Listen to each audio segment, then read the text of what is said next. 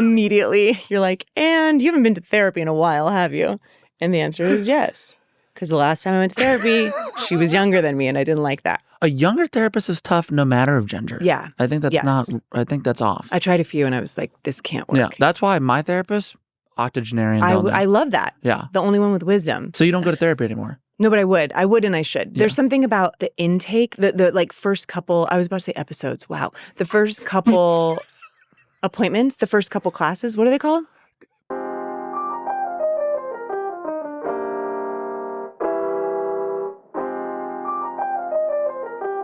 This is Talk Easy. I'm Sam Fragoso. Welcome to the show.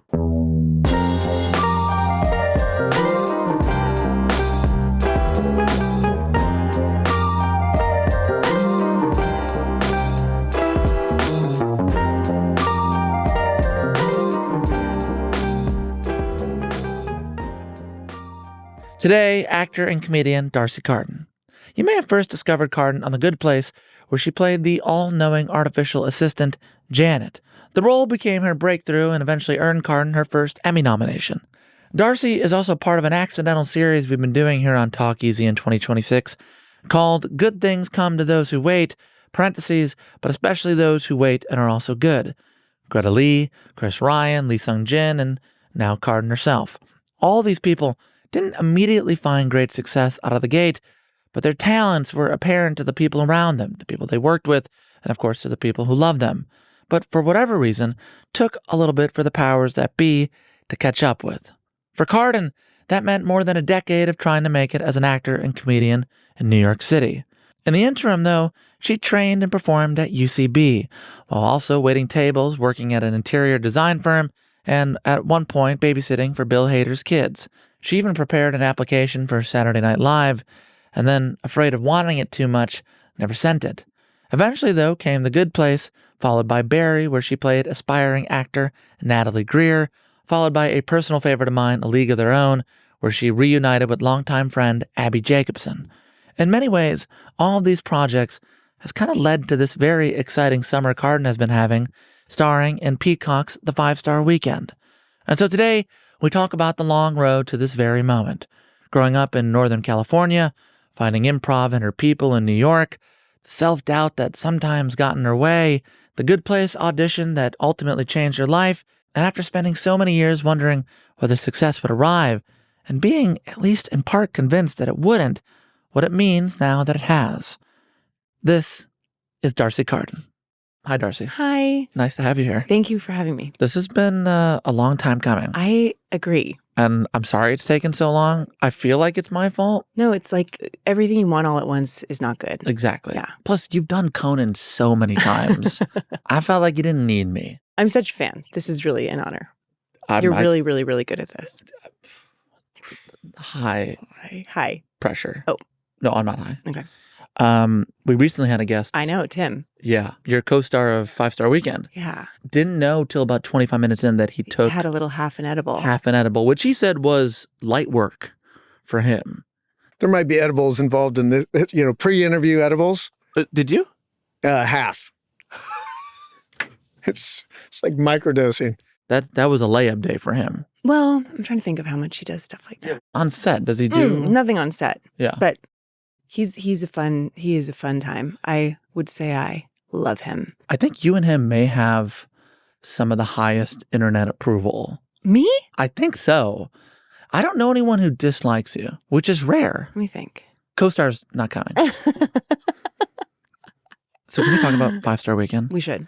You have an unbelievable cast in this thing. Really? And I heard you say in one interview that not since the character of Natalie and Barry did you feel as much of a kinship or recognition in the character.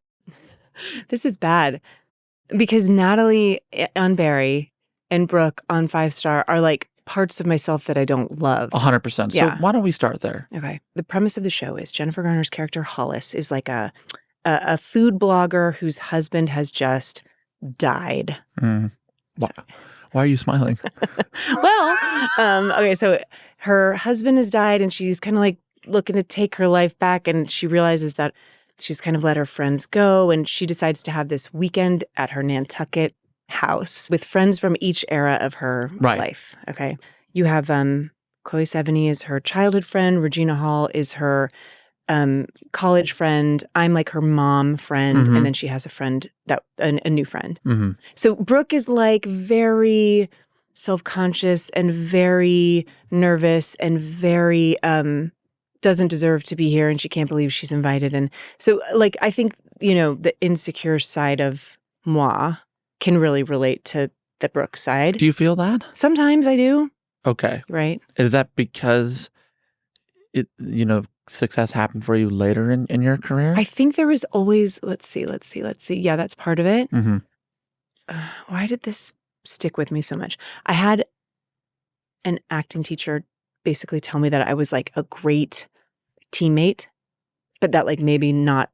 She didn't say I wasn't a great actor or anything, but it was like, she was sort of like, you're a good cheerleader. Like you're Is good. this in college? Yeah. In Oregon? In Oregon. Okay. And for some reason that stuck with me in that in my mind, I made it so that she said, you're a bad actor, but people like being around you. Okay. And what she was saying was you're a character actor? Maybe. Okay. Or even, maybe it was even a goddamn compliment. Yeah. But I took, you know what I mean? So when it comes to feeling worthy or feeling like I deserve or like I should be here with these other women that are like heroes of mine, I can really get in my head. So that goes all the way back to college. But before that, you grew up in the East Bay, over in Danville, I think it was. That's right. Where I believe your first experience with acting was on your mother's lap watching fantasy foreign plays in Walnut Creek. Is that right? God, you're good. Now, can I ask you, when all the articles came out about Nepo babies, Yeah. did you feel hurt that you were excluded from those lists? Like, would your siblings text you being like, I can't believe they left you out of the Nepo baby articles? Here's the thing, though, not to like break down nepotism, but nepotism isn't about like.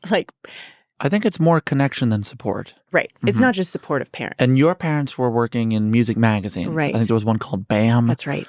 It was through the 70s, 80s, and 90s. Yeah. The walls of my house were like littered with, it was only musicians, no family photos. They had connections. Yeah. So the thing that would be great for nepotism is if my dad worked in Hollywood, or worked in the comedy scene. Yeah. This was purely like a magazine. This was a magazine about music, and he had a couple magazines. A magazine about computers. That's not going to help me. A magazine about cars. Not going to help me. Yeah, I not mean, at all. No. Okay, so yeah, music magazine. Okay, here's what it was. It was a great way to grow up. It was like music was our life. Music surrounded us in the house. My parents, my siblings and I were like obsessed with my parents' music. But they were, they loved the music of their youth and then also whatever, was current. We went to so many shows. It was just cool. It was just great. It was like every band comes through the Bay Area, so we would just go to shows all the time. So it was entertainment adjacent. Yeah. Which I think is the Nepo part of this. Yeah. Now, I wonder, because you have 2 sisters, 1 brother, and there's a question here that I have from a friend of ours. Okay. Who's always wanted to ask you this. Oh my God. But she never has. Okay. And it's about your siblings and their comedic talents. Okay. From friend and co-star, Abby Jacobson. Okay, great. Hi, Abby. The question for Darcy is that she comes from a big family where she's got a bunch of siblings, and they're all really close. And whenever I'm with them, I'm always like, God, this family is so close. And I don't know, they all just seem to have such like banter. And I have 1 sibling, and I wonder what that would have been like. And, Darcy's like the only performer. And I wonder what that was like when she was growing up, if that was the case, or if, her family, if like all of them sort of like did stuff together. I've never asked her that. Or if she was always sort of like the ham of the fam. If that makes sense. Ham fam. It does. Hi, Darcy. I love you. I love you. Okay. Oh my God. I love her. We talked today and she did not tell me she did that. Isn't that funny? She was probably protecting the integrity Good of the for her, show. honestly, because Shout out what to I her. would have known something. Yeah. I would have prepared an Self-conscious. answer. Thank you, Abby. Thank you, Abby. We love you. Okay, so older sister Lainey, younger brother Will, younger sister Miranda. I was in children's theater with my brother Will. I think we were in one play together, Little Abner. He played a scrag. I mean, I was like in junior high and he was in elementary school, so I was probably like barely paying attention to him. Mm-hmm. But now like longing for the days. Imagine being on stage with my brother would be so fun. But probably at the time I was like, leave me alone. Mm-hmm. Little sister Miranda was doing theater growing up, and I was teaching her. I'm 9 years older than her, so I was like teaching the theater camps and stuff like that. So got to perform with her a bit. We did one Christmas show. Okay, so it was a performing family. Yeah, but even they are watching right now, and they're going to go, all right, because nobody stayed. Okay, so there was no sibling that quietly was like, I'm really happy Darcy made it, but like, damn. I got bigger laughs than she did. Totally. Was there a friend in high school that kind of feels like she got bigger laughs or he got bigger laughs? Well, my very best friend Lindsay, she is like the funniest person in the world, but like quiet funny, and not class clown funny. Right. And we always sort of have not even a joke, like a truth that she would kind of quietly say a funny thing, and I would say it louder, and I would get the laugh. Wow. Yeah. To this day. Amazing. I know. But to this day, I feel like at this point, you have original material. Right. I mean, not to say that's the only time I get a laugh, but we do have this dynamic where she will say something kind of like, she got an Emmy nomination. Yeah. Because of her friend. Because of me. Yeah. This is all for Lindsay. But you brought up the class clown thing. I did. I got class clown as a senior, and I was like really mortified by that for some reason. Why? I don't know. Well, tell me why. I was kind of like, class clown is like bratty, attention, ham fam. And did you take all compliments as insults? Yeah, I guess so. Okay, interesting. Immediately, you're like, and you haven't been to therapy in a while, have you? And the answer is yes.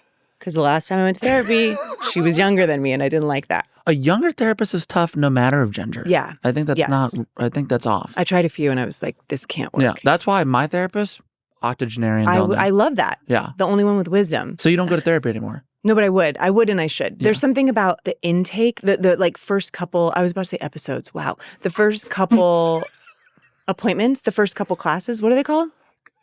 Darcy. The first couple of Sessions. meetings, yes. Sessions. I've gotten through 5 episodes with my therapist. Yeah. I think you're treating it like a podcast. Yeah. Like, could I do this session at 1.5 speed? Could I do that? Your father, I will say, to bring up or bring it back to therapy in some way. Yeah. Your father told one publication, quote, "I always thought she was going to become a great CEO. He did. I kept trying to encourage her to run a company." Yeah. Now, I assume he didn't mean like a theater company Right. or an improv troupe. No. Is that something you wanted? No. What would that even have been? I think my dad, Dennis, he has like 2 sides to him, which is like the artist side, musician. He would do theater growing up when I was growing up. And then like the businessman side. Like he ran a company. So by the tail end of high school, you're thinking about going to college, of course. Acting's on the mind a little bit. Your dad still kind of wants you to be a CEO of some company somewhere. What did you want? By the time I got to high school, not even the end, like freshman year, I knew I wanted to be an actor. So once you get to college, I think it's in Oregon. Yeah, Southern Oregon University. Did anyone try to dissuade you from becoming an actor? Were there any warnings? So all of the theater students that had come to this theater school, this is Southern Oregon University is like a heavily liberal arts theater school. So many people, so many freshmen were there to become actors and beyond. And our main professor at Southern Oregon University, the great Dennis Smith, he wrote the statistics of like how impossible being an actor would be. The improbability of it. The improbability. The numbers are not in your favor. And basically it was just like, if there is anything in you saying maybe not this, don't do it. Which was really good advice, and advice that I would give to an 18-year-old acting student right now, which is just like, if you're kind of like this or that, go on that. So you didn't have anything else in your head. What you had was acting. That was the weird thing because I am rational. I guess because I just like loved it so much. I remember like reading in a book about acting. Who knows who said this? Mm-hmm. The person saying like, I wake up in the morning thinking about acting. Mm-hmm. And I remember thinking, I do that too. That must mean this is what I'm put on this earth for. Wow. That's amazing. Yeah. So I feel like lucky that I knew so early, but also that could have not worked out. So you had an amount of delusion. Yes, exactly. That is required. As grounded and realistic as I am, I must have a big, healthy spoonful of delusion because I didn't. I don't know. I didn't panic. It's funny because we were talking about the insecurity of Brooke, my character in 5 Star. There's also a side of me that is overly confident. And that's Dad too. That's my dad. Okay. Yeah. It's being raised in a very feminist household where my parents were like, you can be a Major League Baseball player if you want to. And with that, you decided to go to New York City. Right. Undaunted, unafraid, not scared? Yes. How did that happen? I, again, my whole childhood into high school, I was like, New York is the place for me. I am made to be here. We would land in JFK on like a family trip and I'd be like, I'm not kidding. I loved it. God. The sky is brown. The water is brown. I loved it. What are you? Greek. No. Oh, I don't know. And a little bit Turkish. Yeah. And German. Good. All my questions. What you said that you're critical, you're overly analytical, you can be self-conscious. When does that come up? Because if you're a kid saying New York is for me, right, and I am for it. Yeah. Where does that happen then? I think that's when it happens. It's like in the 20s and 30s. Like I wasn't getting the leads of all the plays or anything. It wasn't, and there are people that do, where they like, I was still character actress number 5 on the call sheet, so to speak. Even in college. Yeah. I mean, freshman year, the only actor not cast. Sam, you're so good at this. In your freshman class. The only actor in my acting class. Yeah. Not in a show my freshman year. How does that person remain that delusional to go to New York?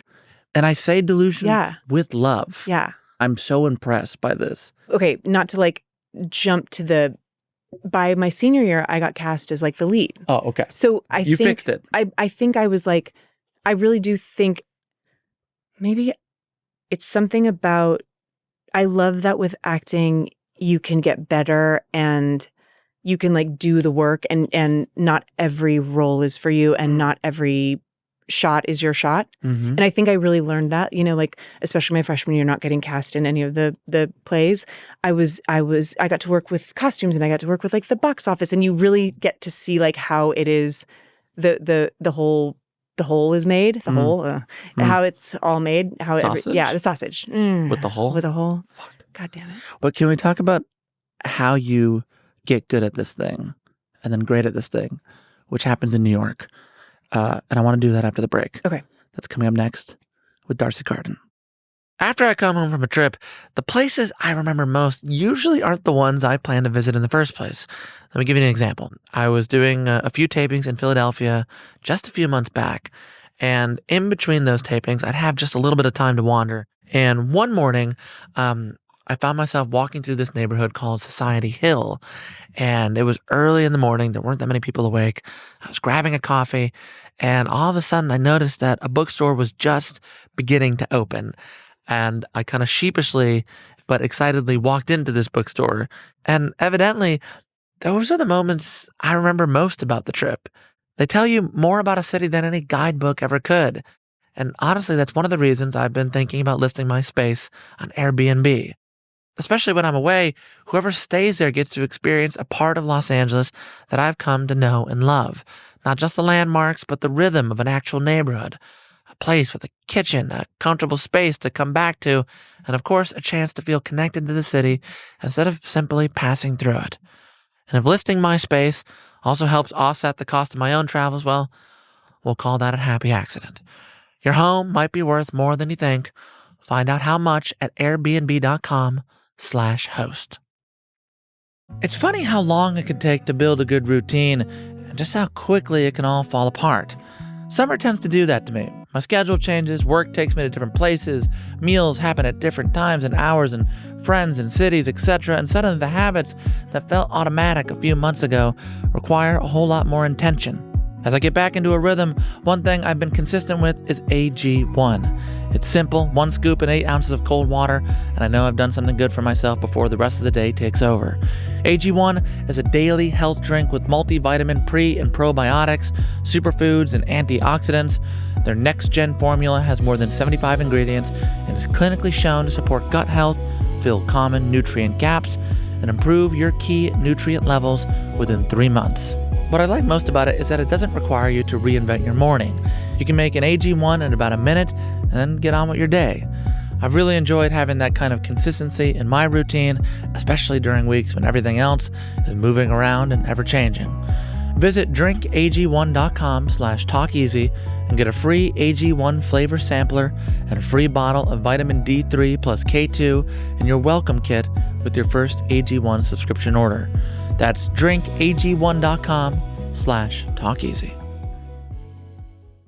Coming back, Yeah. I want to say for the listener and viewer, delusion to me, that's a positive. Right. Within reason. Right. And especially about the arts. I mean, I don't know how you do any of this stuff. Yeah. So you're at UCB, Okay. ASCAT, Right. Seth Meyers, Amy Poehler, young Darcy, mid-20s. Yeah. Waitressing plenty, Yeah. going on auditions a little bit, I think. Yeah. And you walk into this dirty, dingy place. Mm-hmm. It's probably nicer now. It probably is. What happens? Yeah. It was the Upright Citizens Brigade in the like early 2000s. I knew what improv was, but not in this way. I knew what kind of like whose line is it anyway type of improv. But Zip zap. Zip zap. Huh? Zap. Oh my God, it was like Jason Mantzoukas was in there, Rob Riggle, Jack McBrayer. It was an all-star team. It was incredible. And they did long-form improv, which I'd never seen before. It was like going to heaven moment, like blinded by white light. Mm-hmm. Where Good place? Or yeah. bad place? I know. Who's to say? Who is to say? Mm-hmm. It was probably the biggest aha moment I'd had since like sitting on my mom's lap watching Fantasy Forum. At age 2. Yes, exactly. In Walnut Creek. Yes. It was like jaw-dropping. My feeling was like I need to be up there with them. Which is also kind of delusional, right? It's not like I'm enjoying the show. It's like get me up there now. Mm-hmm. I don't know how to do that, but I need to learn how to do that, and I need to be on that stage with them. Like it was my calling. Like something was really pulling me, and I started taking class the next day, or I signed up for class the next day. Like I knew this was the answer. And actually, I'd been in New York for like maybe a year and a half or so, maybe 2 years, and I was sort of coming to the end of it. Honestly, like where I was like, I love it here, but it's not. This is like the auditions. I was so clearly being told like, this is hard. Yeah. You could only live in a tiny apartment with 5 people in Washington Heights for so long. Exactly. Shout out to Summer Ross. Yeah. That's right. Yeah. It in 2 years seemed like a great amount of time. Yeah. Delusion bought you 24 months. Yeah, exactly. That's pretty good. Yeah. And I was starting to think like, okay, I did New York, and truly the UCB door opened, and then I stayed for another decade. So can you describe the time between that night you first fell in love with improv and when you first felt good at it? I feel like with improv, or maybe like learning any skill, there are different levels of like feeling good. Because I felt good right away. Like in level 1, I was kind of like, hey, I got this. Like I am good at this. And then probably level 3, I was like, I'm the worst one. I'm dog shit. I should be shot. And that probably, maybe, I don't know if that's any skill, any art, whatever. You're going to go through these weird ups and downs of like getting good, getting bad, finding out more information, realizing how much you didn't know. It's like everything in this goddamn business that I love. The ups and downs are so frequent and so on top of each other. And you could have a show where you destroy in one scene. You're hugging each other on the back line, and then the next scene, you say something that bombs, and which I think keeps you grounded and keeps your head not too big. Or an announcement comes out that they're making a movie with A, B, and C, and you realize like that didn't even come your way, or what. I mean, there is no time to like think highly of yourself in this business, because there's always something the next day or around the corner that's going to tell you that you actually ain't shit. And were you babysitting Bill Hader's children around this time? Okay. Yeah. I mean, this is the funny thing. Like when I was babysitting Bill and Maggie Carey's kids, I was, deep in my UCB stuff, performing multiple times a week. What I wasn't getting is like small potatoes. I wasn't getting like commercials, but I wasn't even getting, this is the thing, I wasn't even getting the auditions that would get me onto the TV show. And at UCB, there's no money. There's no money. You get like, I think a big goal of mine at UCB was to get on the traveling team. That sounds like a sports team, but like the touring company. Yeah. And I feel like we made like maybe $200 to like travel for 3 days or whatever. Right. Which felt. Well, that's because you're going to like Poughkeepsie. Yeah. But I mean, $200 felt incredible. Yeah, 100%. But you can't pay rent on that, And so you did that primarily as the babysitter for Hader's kids, right? Yeah, I did. Yeah, that became my like daily job that I loved so much. What? No, I was just talking to him today. I'm trying to think of if there's anything funny. I mean, I was like, yeah, it's such a funny thing. Like that time in my life was a struggle because I'm babysitting and I'm like realizing that like the career stuff isn't going my way. Mm-hmm. But I have such like fond memories of that time. I really do. Like when I think of the time when I was babysitting the Hader girls and doing so much UCB. Yeah, this is like 2010s, early 2010s New York. I was so happy. Yeah, Abby and Alana Glazer are there. Paul and Lucia who do hacks. I mean, like the UCB list is long, and we were doing shows. I mean, this is the period of New York Gen Z like romanticizes yes, now. I know. I'm like my heart is warm right now thinking about it. It's sad. We would. Not that you enjoyed it. That it might as well have happened 50 years ago. Yeah, exactly. Yeah. And I knew it was good while it was happening, which is good. I think that's great actually, because it was a struggle and it was hard to pay rent and my dreams weren't coming true in a certain way.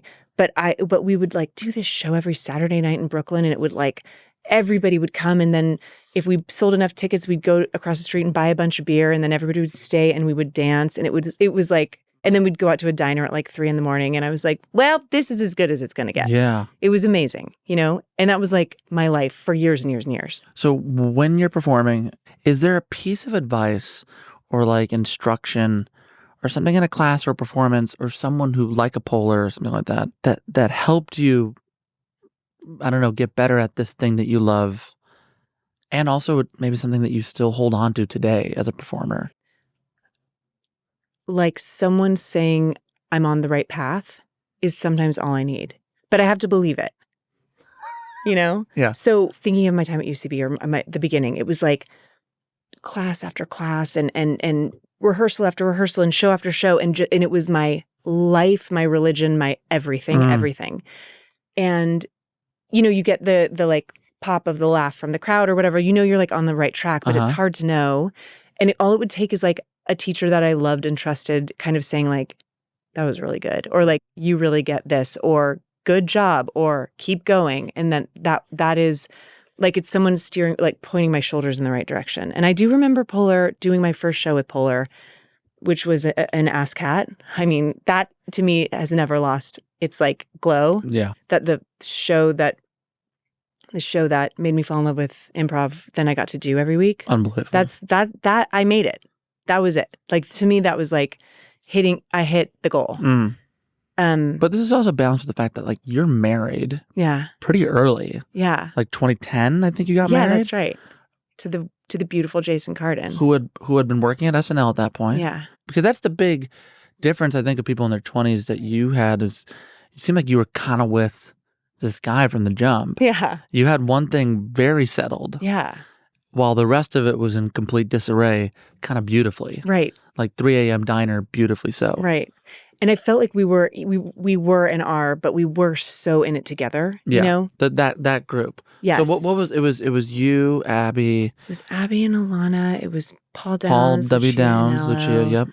Chris Kelly, Brandon Scott Jones, Neil Casey, and Fran Gillespie, and Zach Woods and John Gabris. I mean, the list. So this was all like the coterie that you guys. Yeah. This is the ecosystem, and I'm curious. There's this movie that comes out a little bit later called Don't Think Twice, with Mike Birbiglia. He wrote and directed it. And it's about a kind of ecosystem like this. Friends in Chicago, which is there was a huge scene. There still is a huge comedy scene there. Did that movie help you answer the question that your friends and family had when they asked, so what is it that you do? I remember seeing that movie in the movie theaters with Drew Tarver and Betsy Sidaro. And what did you guys think? We like, with all the love in the world to Birbiglia, we were like bummed after it. Why? I don't remember well enough. I just remember being like, because you weren't in it? No, not that. Although probably. The reason I'm bringing it up is because the through line throughout the entire film is this kind of competitive streak that all of the cast members have with each other. And they're all auditioning for SNL. I think one of them, Keegan-Michael Key, is the one who gets it. Right. But that is part of this. I mean, it has to be. I hate to like paint over it with, okay, let me mix metaphors with rose-colored glasses. Go to work. But I think that was one of the things, again, with all due respect to a great movie, that got me was the competitiveness. And you felt like that was not like accurate. It's like adopted family. Yeah. But you have a period where a lot of them are popping. Yeah, I mean, let's not pretend you were not in a class. Yeah. Smoking cigarettes in Chelsea with Aubrey Plaza. Right. Cloves. Yeah, cloves. And she thought, there's no chance I have a future in improv. That is true. And I think a month later, she's in Funny People. That is very true. So, like, let's try to be honest about this experience, because all the young people who do watch this show and who are trying to be in the arts, if they don't know any of this, I think we set them up to you have to know that this is part of the equation. It's hard. It's like when coming up at UCB, it really, the culture is supportive. And I mean on stage, off stage. And I'm not trying to act like there's no competition. Yeah. You want to get on the team. You want to get on the stage.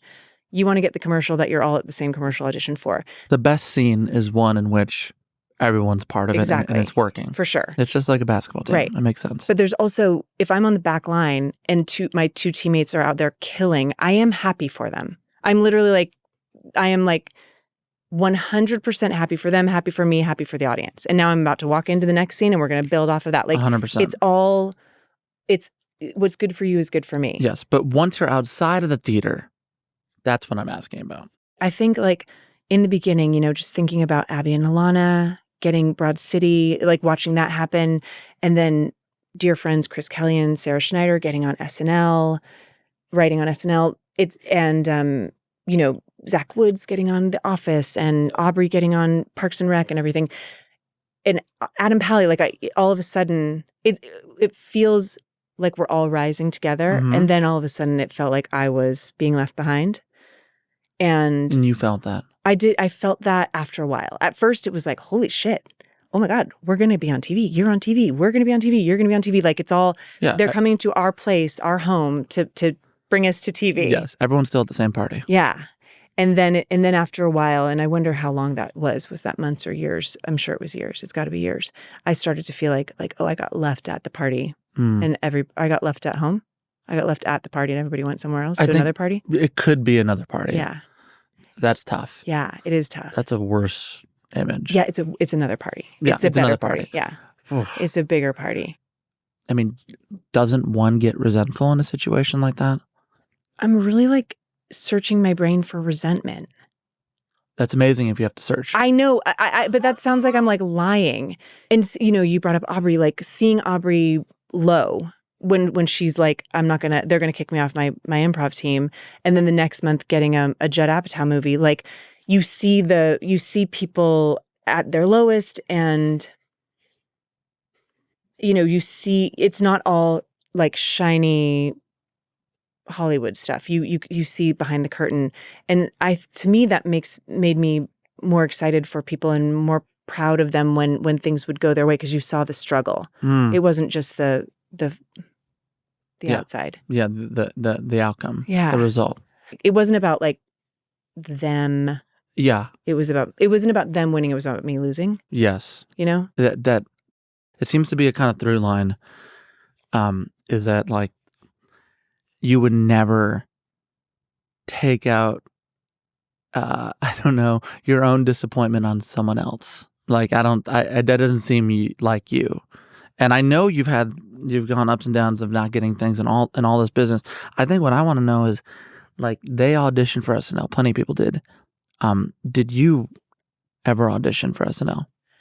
I didn't ever audition, and to like set up what it's like, especially in the New York comedy scene, is there's like two different forms of auditioning for SNL. There's the sending in the tape, and by the way, it might be different now, but you send in a tape.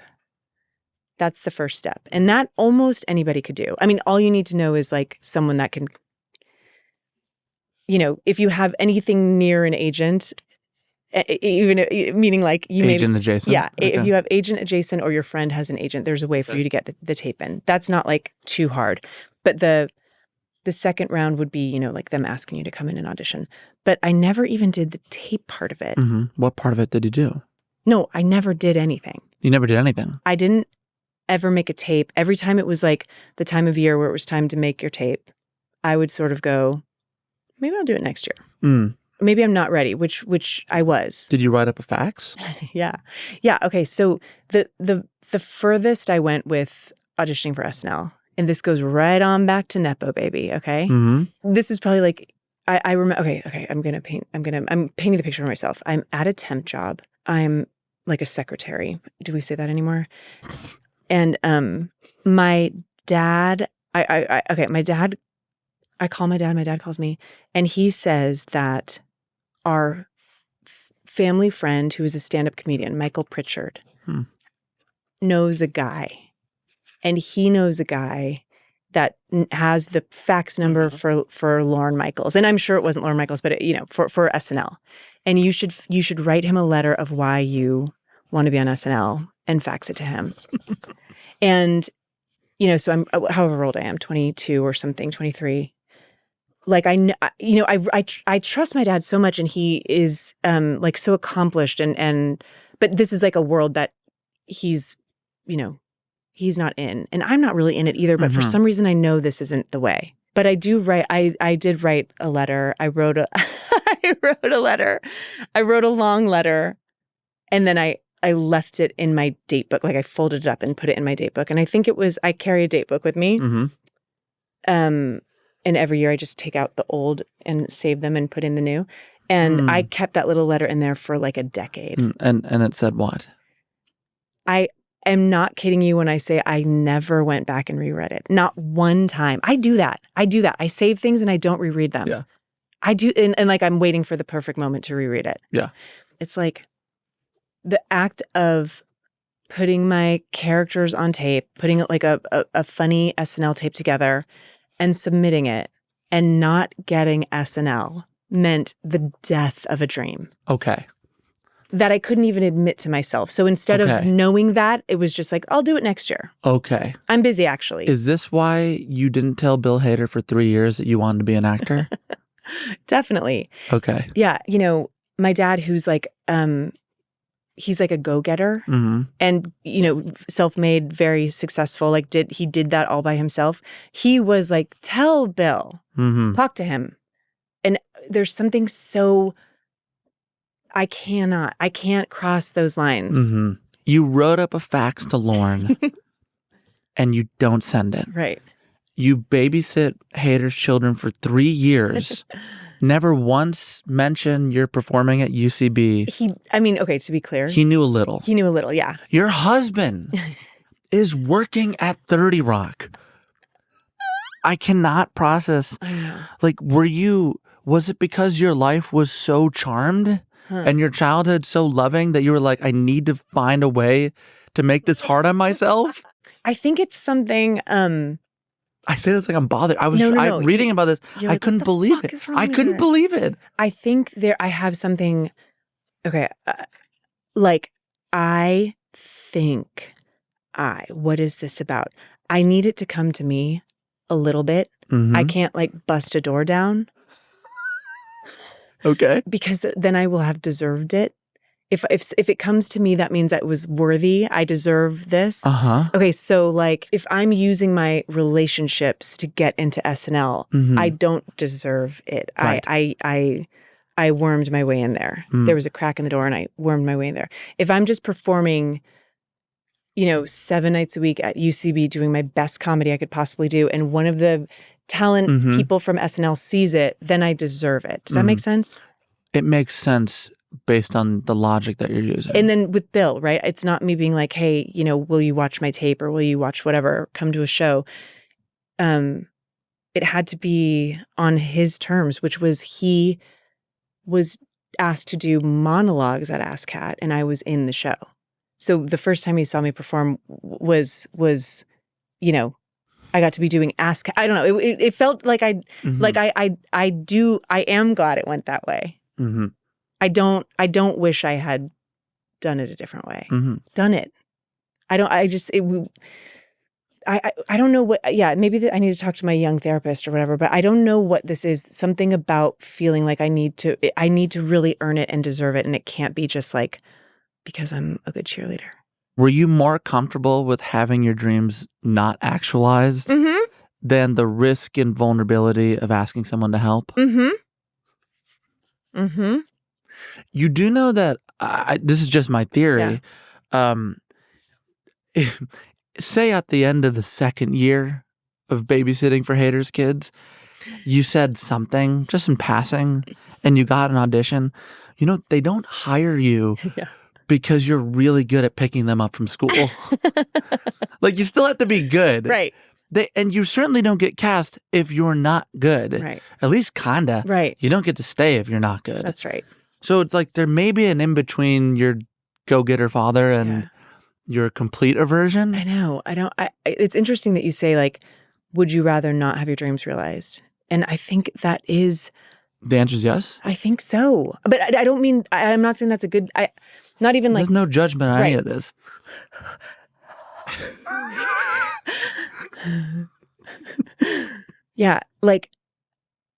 They're goals and dreams are really scary. And they're scary to say out loud, and they're scary to like write on a piece of paper. And it's almost like the overwhelming fear of the possibility that they could not come true. And then and you know it because I said it. And you were more comfortable risking it just never happening. I feel like I am brave. I feel like I go out on a limb. It's just in different ways. It's not, I mean, the thing is, it does work out. Like, you end up in this audition room. Yeah. For the part of Janet in The Good Place. I think you auditioned the day after an episode of Broad City, which they watched. I think Mike Schur and Drew Goddard commented. Yeah, they watched this bit part you had in Broad City. They're like, oh, I really like this. And they gave you, I think they're called dummy sides. That's right. I've been told we have these. And I've been told, you told me. And you brought them. Now, tell me about this. Tell me about this day, Darcy. So I'll tell you what dummy sides are too, just in case you don't know. It's basically because of the twist of The Good Place, they wanted to give the auditioners fake sides that basically got the gist of what the character is, but reveal nothing about the story. So if you've watched The Good Place, you know there's this afterlife aspect. There's a sort of is she a robot aspect, and none of that is in here. So all I knew is that, okay, it says, it says Janet, any age, cheerful, polite, and helpful under all circumstances, sits at her desk. By the way, any age. Any age. Could be anyone. By the way, I'm not kidding. The woman that auditioned before me was in her 50s, and a teenager auditioned after me. So it is any age. They're sticking to it. Yeah. Okay, I haven't read these before. And to set the stage and scene here properly, you did send these, I think, 17 minutes before you got here. So I'm so not off book. No, I mean, I'm not either. I didn't read them over. Okay. And I haven't. But can I say one thing? Yeah. You're a good actor. Well, we don't have to be good. Oh, okay. We're just, But I'm at no risk of that. Okay, here I'm we ready. go. The phone rings. She answers. Hello, Welcome to the customer service line for Mommy and Me Wait, dolls. pause. Wait, no, I just remembered this. What? You got an Emmy nomination for playing this part. And you were like, oh, I'm not off book. You did it for like 7 years. I did it for a long time. Is this a competition? Yeah. Why? Did you? Do you want to do the Janet part and I'll do the customer Obviously, I'm not going to do Okay, that. but That's we're going to not- be even worse. This isn't. No, it's not a competition. Of course. Okay. Why would I set myself to Okay. lose like that? No, Okay. I want to rise to the occasion. Yeah. Okay. Rise to your level. Okay. You will. Okay. Fuck. I forgot about the Emmy. No, don't worry about the Emmy. I'm sorry you didn't get an Emmy nomination for customer. I tried. Yeah. Was it exciting? Yeah. Yeah. Okay. It was great. Amazing. We'll get back to that. Okay. Go ahead. Hello. Welcome to the customer service line for Mommy and Me dolls. This is Janet. How can I help you? Yeah, I ordered one of your dolls and it came with only one eye. Absolutely. I can help you with that. Let me ask you a few questions. Did you purchase the missing eye extended warranty package? No. That's okay. It wouldn't help you in this situation. Well, can you send another doll? I need this by Thursday. Let me just check here. Okay. The earliest it can get there would be June 19th. What? Of next year. That's What? June 19th, 2017, just to be clear. This really sucks. Is there anything I can do? We do offer a few solutions in the event of a lost or missing eye. Option 1, you can fashion a new eye out of household items, perhaps a marble. I don't have any marbles. Okay, no problem. Option 2, we recommend you give the one-eyed doll to your daughter and use it to teach her an important lesson about tolerance and superficial beauty. No, that's insane. Okay, option 3, you can trade with a customer who has a doll with 2 working eyes but who requested a one-eye doll. Does anyone request that? No, hardly ever. We have 8 more suggestions, sir. Would you like to hear them? No, I just want a refund. Can I get a damn refund? Absolutely, no problem at all. Now, I can credit it back on your card, or I can credit it to a little pretend doll card we made for the doll to carry in their doll purse. Why would I ever want that? No idea. Just thought I'd offer it as an option. Okay, you are all set. Is there anything else I can help you with today? Why are you so cheery working for this terrible company? Am I cheery? That is so nice of you to say. You have a wonderful afternoon. Hangs up. And Okay, say- that's it. Yeah. And just like that, Yeah. you got the show. Yeah. Leading to that audition, obviously you were just as brilliant then as you were today. But did you have a similar moment, I don't know, in 2016 by that? Like you had been in New York for almost 15, 16 years. You'd had that moment after 2 years of living in New York going, what am I doing? Yeah. Then you found Polar, UCB, that happens. But by that point, every person you listed had done pretty well. Yeah. Yeah. Abby Jacobson said, despite setbacks and things that I know throughout her career about this time, you remained optimistic. But those setbacks that we've talked about, like in this moment, had you come to some, I don't know, acceptance of where you were? Yeah. So by 2016, I had been in LA for 3 years. And LA, it's funny, like New York, again, without sort of typical success, New York was sort of going like this for me. When I got to LA, it was like this. Like it was maybe a mistake to move here. It didn't feel right. Nothing was happening. I was babysitting more than ever. So it was like your early 30s. Yeah, early 30s. Right. And you had been married by that point Yeah. for a while. Yeah. And I think I was, a lot of friends with a lot of success. Mm-hmm. McKinnon, Are they starting to have kids at this point? Let's see, does Maybe anybody it's have a kid? It's a little soon. Yeah, I don't think anyone's in the kid phase yet. Maybe a few, but I'm like, that's early. McKinnon's on SNL. Like, it's really happening for everybody that I came up with. Yeah, there was definitely, like, thinking of some dark days in LA, talking to Jason, husband, and saying, like, I don't think this is going to work out for me the way I, like, thought it might. But I'm okay. I'm coaching improv. I'm performing a lot of improv. I know, like, I love to act. And you can act anywhere. You can act for free anywhere. And I don't mean like on a, like, street. I mean, like, I can, and you could, but I mean, like, I can, have. and I have, and I literally have. Thank you. But I can stay in this world, but do a little bit of pivoting. I mean, I guess what I'm saying is, like, it's okay. Things are okay. You had accepted that. I have accepted this. I'm like, it really was like, I'm like really pushing against saying an aha moment, but that is what it was. It was more just like, okay, this is where my life is. And at this point, did you want children? Yeah. Did you? Yeah. That was part of it. Totally. Because you move here. Yeah. With your husband. How is that 20 years together? Like, yeah, a long time. Okay. We've been together for like 20 years. So that's part of it. Yeah. And then you also are like, okay, I'm going to try to audition. And then it's kind of a no perfect thing for you. This one? Yeah. And it felt, and it's funny, like I'm also a little bit of a audition self-sabotager, which I think a lot of actors are and a lot of actors aren't. A lot of actors like put 100% into it, but you get so many no's, and to put 100% into it is like devastating. And a lot of energy and work that is almost like for nothing. This is one that I really put a lot of work into. And that mostly, the truth is, the real truth is, I didn't think I was going to get this role. In fact, I like knew I wasn't going to get this role, but I was so excited to audition for Mike Schur. And I just wanted to like impress him. I just wanted to do a good job in the audition, make him laugh, make him kind of like remember me. That's it. Does that sound like I'm lying?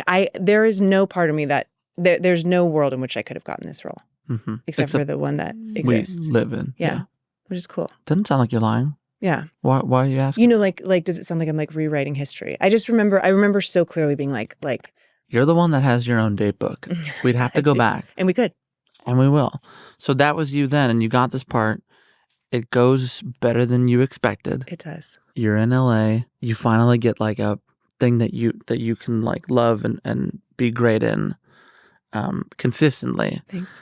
And in many ways, it feels like this all kind of culminates in season 3, episode 9. This is when you play all the Janets, I think it is. Yeah. Can we play a snippet of that? Okay. Oh my God. Just watch it? With it. Okay. Jason? I suppose this outfit will do. Are you sure? I mean, wearing a floral print to an infinite void at this time of the nothing? So where are we exactly? We're not on Earth, right? That's correct, Cheaty Janet. You're not. Your real bodies dematerialized when you entered my void, and your essences reconstituted themselves in this form. Cool. And when you say void, Oh, I mean a subdimension outside of space and time, at the nexus of consciousness and matter, tethered to my essence. Does that help? it does not help. Makes it way worse. Oh my God. I remember all the lines. I can't believe how much I remember that. How was that? It's fine. I mean, it will never work for me. Yeah. It's like watching a different Different versions of yourself? like a different language or something where I'm like, I can't understand this. It's not for me. Yes. And yet you seem to invent the language? No. Because you're pretty dialed in. Oh my God, you have to deliver. This is not something to kind of like, Right. yeah, like this is, don't just kind of like, you don't just have this. Like you need to fucking work. And panic attacks before? Yeah, like, maybe not like, yeah. It was like Do you get those often? only a few times. Do you take like beta blockers? No, I would like to. I want to try that. I've heard about those. I really want to try that. Okay. So- Antidepressants? No, I'm You've never taken anything? What? Well, God bless you. no, I mean, what, okay, I've never taken anything. Okay. What do you I love like, life? yeah. No, none of that. 5 episodes of therapy, 0 antidepressants, no beta blockers. I had like a shot of tequila before I did a nude scene on Broad City. Oh, that makes sense. Okay. So for that amazing part, playing all the Janets, how do you not get overwhelmed? I did get overwhelmed. I mean, I think it was, I went into like a cocoon that was like a self-made cocoon that Jason really helped me with, where it was kind of like the outside world doesn't exist for this, the thing about making TV is it's like you have work every day. Yeah, segmented. Right. I would remember doing nothing else but this, memorizing it, going over the physicality. The way I was like, you bitch, you have to fucking deliver. I held a gun to my head. Darcy.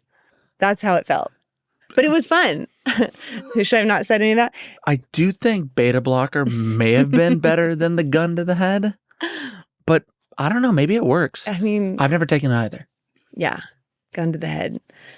Yeah. And you got through it. I got through it. You didn't fire. I didn't fire. Let's not continue with this. Okay. Oh, fire. Yeah. Yeah. I mean, I think it was a lot of self-inflicted pressure. It sounds like a lot of pressure. I mean, to make a TV show, but still, it was like, it was almost like everything that has ever happened in my life. This is like your opportunity to like prove that you're worth it. And watching that you deserve it. And having watched it now together, does it seem okay? Not for me. Okay. But that's okay. It never has. Like, it never has and it never will. You know what I remember is like watching that episode with Jason in our little apartment in Silver Lake. And when it was done, he like looked at me and he was crying. And I was like, oh. That's a win. Okay, great. Okay, I want to talk about the present and where you're at and where we started this conversation. I want to talk about the president. And I don't. Okay. So we're going to take a break. Yeah. When we come back, Darcy Carden. Over the years, I've come to appreciate the peace of mind built from ordinary habits. Financially, that means knowing what's coming in and going out, setting money aside consistently. None of it is particularly exciting, but I've realized that having a clear understanding of my spending gives me more freedom everywhere else in my life. That's something Monarch has made a whole lot easier. Monarch brings my accounts, investments, saving goals, and spending all together in one place. So instead of piecing together my financial life across different accounts, I can actually see where I stand. I especially like the way Monarch helps me look forward, not just backward. I can set a savings goal or map out a larger purchase and see whether I'm actually on track before I preemptively make it. And the weekly recap is useful for catching the smaller things, a spending increase, an upcoming expense, or a change I might have otherwise overlooked. That kind of clarity has changed the role money plays in my life. I spend a lot less time wondering about it and more time actually making deliberate decisions with it. Write your own money story with Monarch. Use code TALKEASY at monarch.com to get your first year of Monarch Core half off at just $50. That's 50% off your first year at monarch.com with code TALKEASY. Coming back, when you were wrapping up The Good Place, did Ted Danson give you any advice? I really deeply, deeply, deeply love him. He, you know, I got so much. Yes, I got advice from Ted. And even when he didn't know he was giving me advice, I was taking it, you know? Like, he's such a wonderful human being. I love the way he lives his life. He's a fucking amazing actor. One of the best actors I've ever worked with, by far. We were talking about what was going to come next for me. We were wrapping up. I keep wanting to say 5-Star Weekend. We were wrapping up The Good Place, and we were having a little coffee at Crafty. I just remember it so well. And he said, when whatever comes your way next, they're gonna be wanting you to do Janet next. Like you're gonna get a lot of Janet vibes coming your way. And his advice was just to stay as far away from Janet as possible, to do the opposite of Janet. And I thought that was such good advice, especially coming from Sam Malone, you know, somebody who'd probably been, you know, everybody saw him as one thing, and then his career is so varied, and I worship him. I worship the man. Can you tell? So anyway, I took that to heart and have really made that like kind of one of my rules as much as possible, is to like do the opposite of the last thing I just did. Not just it feels good as an actor to do that, but also it's maybe just, you know what? I was about to say a smart move. I don't know if it's a smart move, but it is what makes the most sense to me. Yeah. I mean, A League of Their Own. Yeah. Not a lot of similarities. Yeah. When you think back on that show now, what comes to mind? The girls. I love those girls. I loved playing baseball with them.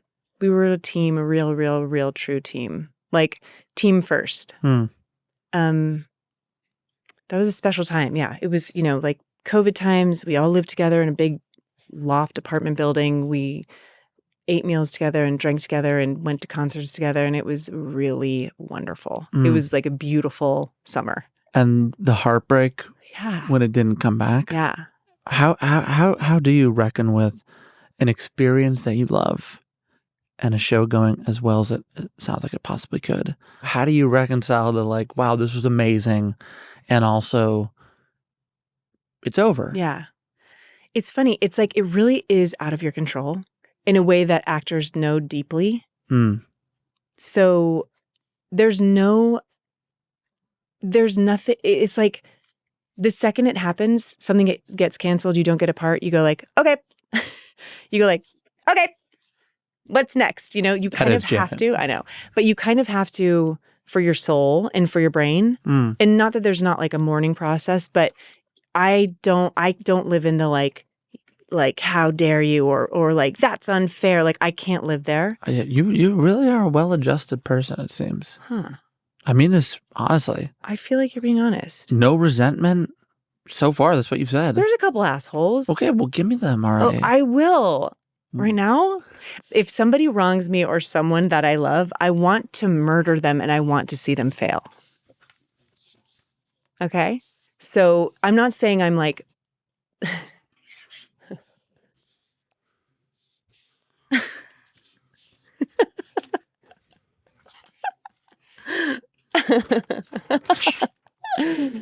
Yes, for sure. Yeah, easy. I could have asked that, but I'm not. I know. I know. I know you could have. And I don't want to do it to you. Okay. It'd be funny. Yeah. But I don't want to. Okay. Also, keep all this in and make them wonder. I don't care. But yeah, I actually think the detectives would know of the Darcy Carden detectives they figured out are going to figure. Yeah. But I do want to know, like, what does bother you? I mean, I'm not bother free. I'm really not. Like You do seem a little unflappable. I feel like I get flapped by dumb shit. Yeah. But there's this character on Widow's Bay who's brilliant. She orders food delivery. It comes and it's the wrong thing. And she is so frustrated and she picks up the phone and she calls the restaurant and she says you sent me the wrong thing. And she basically says like, I don't want them to get in trouble. I just want them to know that they did this and feel bad about it. And I was like, oh no, that's where I'm flapped is like little dumb mistakes, people being careless. Something I am concerned about, and maybe you have issues with this, I don't know. Because you've played Janet for so long, and you got the Emmy nomination, God bless. Thank you. In the press, I think you have been broadly sympathetic, empathetic for robots. You've talked about the kind of sympathy you feel for poor Alexa. Yeah. I don't think anyone's asked you this since the AI boom, especially in this moment where they are threatening to take over all kinds of jobs, including the ones that you've been nominated for.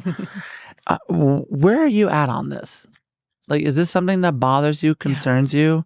It's like, I still do feel, I have always had sort of like a sympathy for the way people treat robots. But wait, I gotta say, like, it's so funny talking about this type of thing, like that I feel bad for robots is different today than it was 10 years ago or 5 years ago. Yeah, or it's 3. so different. When I tell you I've never seen ChatGPT, I don't know it's not for me. You think it's... I don't know. Is it like a box? I don't really know. I imagine it's like a Google website or something. Yeah. That you can... It's for other people. I don't want none of that. I don't know it. I don't need her. I'm good. Okay. Having said that, like, don't you feel bad for Pinocchio? Are you telling me when that little robot that's delivering someone's, I don't know what, food, and they put those computer eyeballs on them, that doesn't make your heart go, womp, womp. Right this way, buddy. Do you need help? Yeah, they got me. It's the person doing the thing or the person that made the thing that's like, what about the person who ordered the food? Get off your fat ass. Cut that. That was you who ordered it. You're talking about yourself. Cut that. I say get off your butt and go down to the store and get it yourself. Okay, it's a good reminder. That was really sweet. But the reason I bring this up is because in that time in New York, the one that Gen Z now fantasizes about, girls, 2010, early 2010, early aughts, mid like 2015, 16, Brooklyn, all this business. When UCB was, I don't want to say it's at the high point, but it was doing great. Yeah. We could say it's the high point, I think. We could. And I just don't want to upset anyone. But the point is, you were not paid. Right. You were not paid. And I think increasingly there seems to be, those places are struggling. Right. And I do wonder if you think, when you're thinking about young people who are trying to be artists, who say, I'm young and creative and also I cannot afford I know. to be paid $0. Right. Since the SAG strike, there are 160,000 people in the union. 14% of its members make at least $26,000, which is the bare minimum you need to make to get health insurance. 14%. 14%. Jeez. I guess what I'm trying to get at, like, production is down. Yeah. Actors never had a hard time. Crew members never had less jobs. And I'm trying to imagine, like, a young person who wants to be an artist. I know. What the hell do you say to them? I don't know. I mean, I do think, the life of an artist has historically been hard. Precarious. Yeah. And it's hard to make a living, and it's hard to feed your family, and it's hard to pay rent. And occasionally, through I don't know what, a lot of luck and a lot of, some other things, like it can work out, but the percentages are so low. As Dennis Smith, my professor, told us on day one of acting class. Mm-hmm. The weird thing about my path with doing UCB and not getting paid is I'm like, well, maybe it made me like a harder worker. I don't know. I'm not saying it's good or bad, but I'm like looking at how did I get from point A to point B. And it meant that I had to be like really resourceful, and I had to like pack my days full of, I had to, like, I always think of that time in New York as like head down work, nothing handed to us, like scraping by us, meaning, actors in New York and UCB and all of that. Working in this industry is not a given. That's also part of it. You don't just get to. Mm-hmm. I mean, all the people that are out, has nothing to do, I don't think, with the people that are out of work that have been working in this industry for years, and now we're in this like horrible time where work is down. But I think the people that, it's talking to, I guess, a young person that wants to get into acting or art. It's not, you don't just get to because you want to, There is so much work and hard times involved. I think the reason I bring it up also is because every article written about you, and I do mean every article, Mm-hmm. of which I've read 90% of them, they call you a late bloomer. Mm-hmm. And this is like a thing that happens on social media a lot. So I wanted to ask you this, where you see these posts who are going like, it's never too late Yeah. to make your first film. Yeah. This person did it at 39. Right. And you're like, it's not that old. But it's always like, you don't like your job. It's not a problem. Right. So as someone who's done it, Yeah. who was a quote unquote late bloomer, who's actually had the lived experience of doing it, Yeah. I want to know, is there a piece of that story that's often left out? Mm. Is there something that you want to add, either for young people or people 30s, 40s, 50s, whatever they are, wherever they want to do to make a pivot? Mm. Is there something that you would add, having done and lived it? That's such a good question. Because it is like you're only looking at the Result. the result. Right. So the journey along the way, like I know I'm saying it's great and New York was great, and it was and it is, but there are a lot, like the struggle is, as they say, real. Like there is a lot of self-doubt and struggling and self-worth, like judging yourself, and it's all wrapped up in itself, and when it's not working out for you, that can really affect who you are. Mm. I think, like, when it comes to being a late bloomer, and a lot of it is the late bloomer that succeeded saying, like, you can do it. Mm. That's not necessarily the case, right? It's not going to work out for every single person, but you have to kind of figure out what you're happy with, and if it is where your like marker of success is, and if it's about your art, if it's about doing your art, or if it's about making money in your art, or if it's about hitting certain success markers. I mean, it's really like a lot of it for me was like, what do I love about this? And what is the reason that I like devoted my life to this? It's like being on stage with people that make me laugh and that I'm inspired by. You know what I mean? That's kind of what it is, like having a good goddamn time on stage with my friends. Mm. And when I kind of realized like that's the whole point of life for me, that's when things started to really like feel right, feel okay. And then it wasn't about hitting a marker of success. Mm-hmm. The whole point of life for you is the time with your fellow performers? That is really actually true. And it has become, even in success, I'm realizing more and more that the outcome is so much less important to me than the day of doing the thing. I mean, again, that's not like goal oriented. That's not like I'm going to be number one at the box office, but it is like I come home and I'm like glowing, jazzed. I'm so happy. I had such a good day acting with my friends. So after all this acting with your friends, to bring us back to now, you just finished the 5-star weekend working with all these great performers. Amazing. Given all that we've replayed and talked about where you were and where you've been, what do you want? I want to keep doing this. Like I The show, we do have to end. But we don't have to. You're saying we have to because you're just saying we don't have to. Do these run out of batteries? I can't I don't think answer. so. No, they don't. Yeah. Brian? Good. Thank you. Roy? Yeah. I think to put it simply, I love acting so much. I love it. I love it. It is my biggest joy. And I feel so lucky that I get to do it. And I just want to keep doing it. Getting to work with Ted and getting to work with Henry Winkler and getting to work with Ann Dowd. I'm seeing these like incredible actors that have been doing it for so long, and they're delivering such incredible work, powerful work, hilarious work. Like examples of things you want to do and be. I can see it right there. And yeah, examples of how I want to do this. So when you were back in New York, finding your way at UCB, long before everything we've talked about, you said a lot of us back then were character actors that were a little too young to be finding any sort of success. We all played 50-year-olds, but we were 20. So you're nowhere near 50, of course, but nice. Thanks. Is that the move now? Is that like kind of where your head is? Is that what you want? Yeah.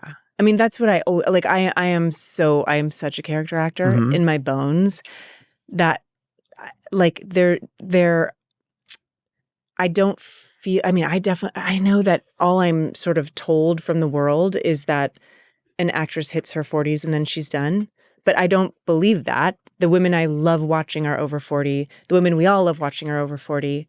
Like I feel so excited to keep going. Like that's where the fun is for me. I never was an ingenue. I never wanted that. That wasn't me. That's not what I was put on this earth for. So I'm good. I'm good. Like I can keep doing this until I croak. It feels like the only place we could end is us finishing out the dummy side scene. I think you're right. Is that right? Yeah. Okay. Do you mind that I have a big monologue? No, I don't. It's big. Okay, let's okay. And you get to play Eleanor. Great. Okay. I won't do that well either, but I'll do my best. Okay. Okay. Interior call center, morning. Janet shows Eleanor around the office. She delivers all this information in a pleasant, informational tone, i.e. not gossipy, just precise and straightforward. Isn't that interesting? Isn't that good direction? Great for someone that doesn't know anything about this not character? Gossipy. Yeah. So, the kitchen is in the back, and it contains a variety of snacks and drinks, including 6 kinds of soda and 3 varieties of water. Cool. Where are the bathrooms? There are 2 bathrooms in the east wing of the building and another 2 just past the door there. I should tell you that the toilets in both women's rooms are defective. Defective? How? The one in the east wing of the building has no seat. And the one just past the door there has a faulty pipe that will spray you if you flush it. Also, warning, both bathrooms contain offensive graffiti. One has a drawing of Vice President Bonsler staring confusedly at a human ass and a human elbow, ostensibly to indicate that he can't tell the difference between the two. And the other has large letters that read cryptically, Tit Jungle. What does that mean? Unclear. One theory is that the author had more to say, but was halted prematurely when a third party entered the bathroom. Another theory posits that this message simply intends to conjure an image of an entire jungle made of tits.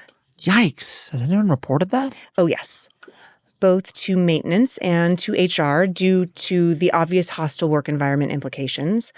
But we can't get it fixed because Calbert, the head of maintenance, carries a personal grudge against Leo, the office manager. So Calbert refuses to fix the problems. What's the grudge about? Calbert, the head of maintenance, feels that Leo, the office manager, cheated during a game of trash can basketball 11 months ago, a charge Leo vehemently denies. It seems Leo hit a long hook shot with a crumpled up piece of paper from 30 feet away, but it banked off the hanging fluorescent light before going in. And Calbert, the head of maintenance, claims that Leo didn't call bank to indicate he was attempting a bank shot. It led to a fistfight in which Leo punched Calbert in the throat and permanently dented his trachea. And the two haven't spoken since. Okay. Is there anything else I can help you with? I don't think so. Thank you, Janet. My pleasure. Have a wonderful day. All right. Really well done. Thanks. I haven't read it in 10 years. You haven't read that in 10 years. 10 years. I wasn't sure if I still had it. I was so happy I did. 10 years ago. Yeah. Could you have imagined that it would have played out the way it played out? Like if you were to do episode 6 of therapy. Yeah. And you were to hold it for a second. Yeah. How are we doing? Like wildest dreams come true territory. For real. And that's just this alone, let alone, getting to do the other things, Barry and League and 5-Star and Broadway. And I mean, not to, Jesus Christ, to name my resume, but just when I think of the things. This is the rest of your resume. Yeah, great. Okay, yeah. So you read it. No, I when I think of the things that I've gotten to do in the last 10 years, it is beyond wildest dreams. Yeah, for me. And that made you emotional now. Why? Because it's so what it was. It so wasn't a guarantee. It was not. It wasn't happening. It wasn't going to happen. That's why. Because it wasn't going to happen. Mm. And somehow it happened. I there's a different version where I would have this thing on the way home from shooting the show from Good Place. Two things. I'd be driving home and sometimes I would think, this is so, everybody has this, but I'm going to wake up and I'm going to be so bummed that this was all a dream. And the other one was that driving home, I would think I got in a car accident and I'm dead. And this whole thing is not real. It seemed too good to be true. And there was going to be something that punched me in the face to say this didn't really happen. This couldn't possibly happen. So I just feel I know I did a lot of hard work and I struggled a lot, but I feel so lucky. I feel so lucky. And I still feel so lucky. Getting to work with the women I'm working with right now on 5-Star is a dream come true. I am gigantic fans of each of these women for years. And now I get to be in scenes where I'm staring in their eyes. That's a dream come true. And certainly beyond the dreams you would ever dare to share with others. Yeah. Can't say it out loud. Thank you for all the time. You're so great. You're so good at this. It's really a pleasure. I feel honored. I do. I do think that this is a lost art form, what you're doing, and easier to not do what you're doing because there's a lot of reward for not doing all of this work that you do. And, you're not skating by at all. You really put the time in. And so I'm glad that you're doing what you're doing. That was maybe the nicest compliment I've ever received on this show. And I'm not great at accepting them. Maybe if I did 5 to 7 more episodes of therapy, I would be. But thank you. Thank you for having me.